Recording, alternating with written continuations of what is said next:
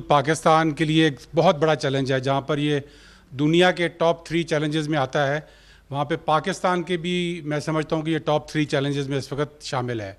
और उसकी वजह ये है कि हम इससे बहुत ज़्यादा मुतासिर हैं और दुनिया में अगर जो लिस्ट बनाई जाती है कंट्रीज़ की, उसमें हम 5वें नंबर पर आते हैं क्लाइमेट चेंज से मुतासर ममालिक में। और अभी एक रीसेंट रिपोर्ट आई है, उसके मुताबिक अगर पाकिस्तान में 2050 तक कुछ ना किया गया तो हमारे 6 ऐसे डिस्ट्रिक्ट्स हैं जिनमें 3 सिंध में हैं, 3 पंजाब में हैं, वहाँ पर आप ज़िंदा नहीं रह सकेंगे। इसलिए इस पे करना हमारे लिए अशद ज़रूरत था। और हमारे प्राइम मिनिस्टर इमरान खान साहब का पहले दिन से ये विज़न था कि अगर हमें हुकूमत मिली तो हम इसको अपनी एक हाईएस्ट प्रायोरिटी बनाएंगे। यही वजह है कि पीटीआई ने अपने मंशूर में इसको शामिल किया और पीटीआई ने एक बड़ा क्लियर ग्रीन एजेंडा दिया था। पहली पार्टी थी जिसने पॉलिटिकल डिस्कोर्स के अंदर एनवायरनमेंट और क्लाइमेट चेंज को डाला।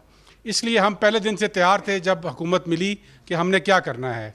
और हमने सबसे पहले आकर अपना एक 5 साल के लिए 5 पॉइंट एजेंडा पेश किया, जो कि मैं मीडिया से शेयर भी करता रहा हूँ। इसमें हमारे सबसे पहला ये था कि हमने दरख्त लगाने हैं।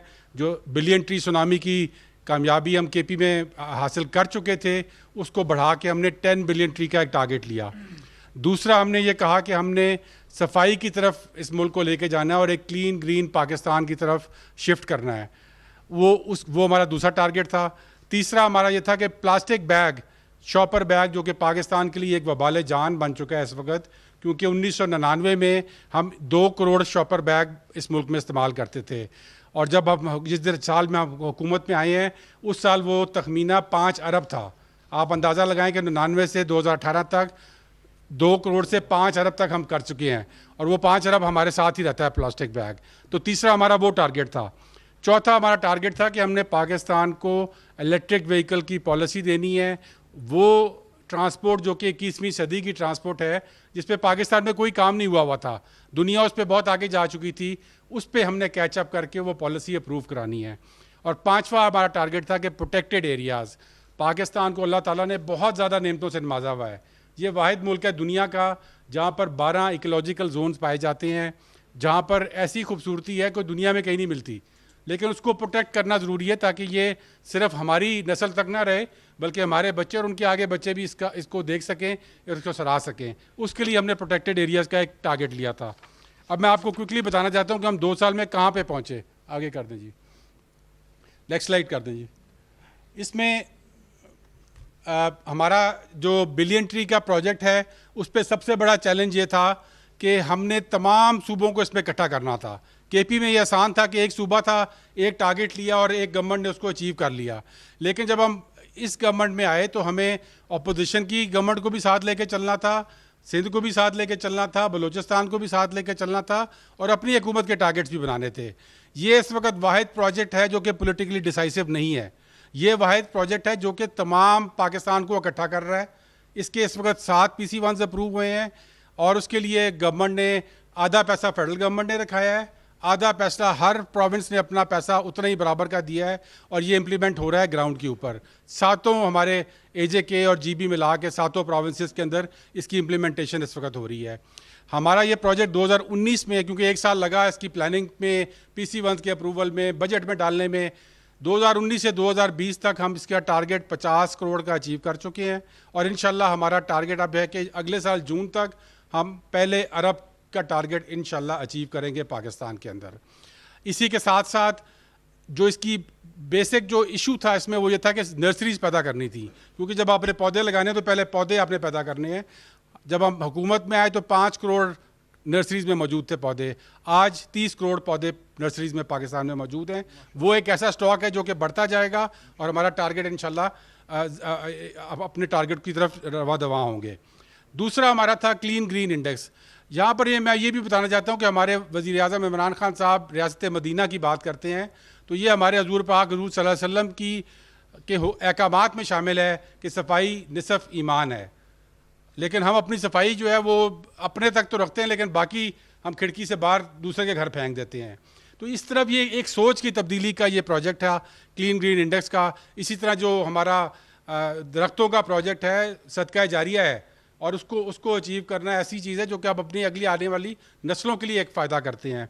तो क्लीन ग्रीन इंडेक्स में हमने जब ये सोचा और प्राइम मिनिस्टर साहब ने हमें 5 टारगेट्स दिए कि जी आपने solid waste management, liquid waste management, अपनी सफाई का ख्याल करना है। तो हमने ये सोचा कि इसको फेडरल गवर्नमेंट खुद तो नहीं कर सकती, ये लोकल गवर्नमेंट का फंक्शन है, लेकिन उसके लिए हमने एक निज़ाम बनाया क्लीन ग्रीन इंडेक्स के नाम से, जिसमें हमने 35 इंडिकेटर्स रखे। 20 शहरों को पहले फेज़ में शामिल किया, केपी और पंजाब के, और उनको हम मॉनिटर कर रहे हैं। और इंशाल्लाह 24 तारीख को वज़ीर आज़म साहब उसकी मॉनिटरिंग के रिजल्ट्स अनाउंस करेंगे, जो कि बहुत ज़बरदस्त हैं, क्योंकि उन 20 शहरों के अंदर जो कुछ हुआ है वो शायद इससे पहले पाकिस्तान में नहीं हुआ था।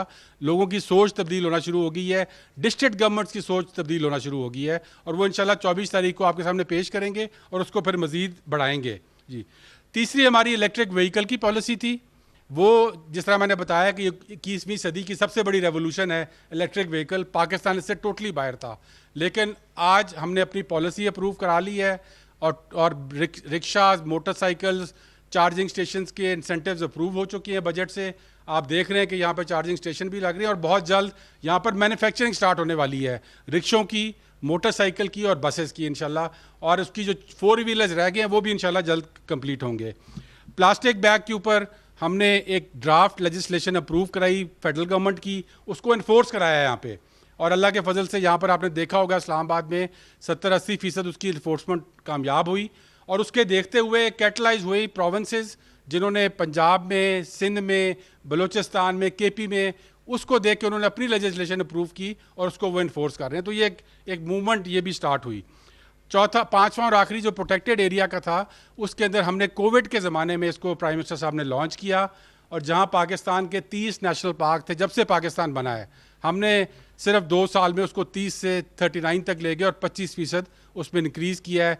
इसमें लोगों को नौकरियां भी मिलेंगी इंशाल्लाह। एक नई नेशनल पार्क सर्विस इंशाल्लाह अक्टूबर तक प्राइम मिनिस्टर साहब अनाउंस कर रहे हैं, 5000 नौजवानों को उसमें नौकरी मिलेगी। इसी तरह हमारे जो ट्री प्लांटेशन वाला प्रोजेक्ट है, उसके अंदर 84,000 लोगों को नौकरी इस वक्त तक मिल चुकी है। आखिरी स्लाइड जी दिखा दें। मैं अब सिर्फ ये बताना चाहता हूँ कि जो हमने पाकिस्तान में किया, ये सिर्फ पाकिस्तान तक नहीं रहा, इसकी आवाज़ सारी दुनिया में गई और सारी दुनिया ने इसको रिकग्नाइज़ किया। सबसे बड़ी बात ये हुई कि जो SDG 13 sustainable development goal 13 climate action के ऊपर है, पाकिस्तान ने उसको 2030 का टारगेट मिला हुआ था, हमने उसको 2020 के अंदर अचीव कर लिया। ये बहुत बड़ी अचीवमेंट थी और रिकग्निशन थी इंटरनेशनल लेवल पे। इसी तरह जो क्लाइमेट नेगोशिएशंस हैं जिनमें दुनिया बैठ के नेगोशिएट करती है, उसके अंदर पाकिस्तान को ग्रीन क्लाइमेट फंड, जो कि $100 अरब का फंड है, पाकिस्तान को उस पर एक चेयर चुना गया। को चेयर हम करते हैं कनाडा के साथ। कनाडा तमाम डेवलप्ड कंट्रीज़ को रिप्रेजेंट करता है, पाकिस्तान तमाम दुनिया की डेवलपिंग कंट्रीज़ को उस पर रिप्रेजेंट करता है। ये भी बहुत बड़ी अचीवमेंट थी। और फिर जो क्लाइमेट नेगोशिएशन को 8 ममालिक चलाते हैं, उसके अंदर पाकिस्तान को वाइस चेयर चुना गया उन क्लाइमेट ब्यूरो के ऊपर। ये इसलिए हुआ कि उन्होंने एक विजन देखा। प्राइम मिनिस्टर इमरान खान साहब दुनिया में जहाँ गए, वर्ल्ड इकोनॉमिक फोरम पे गए, UN के फ्लोर के ऊपर गए, उन्होंने अपने 4 नुकात के अंदर क्लाइमेट चेंज के नुक्ते को रखा।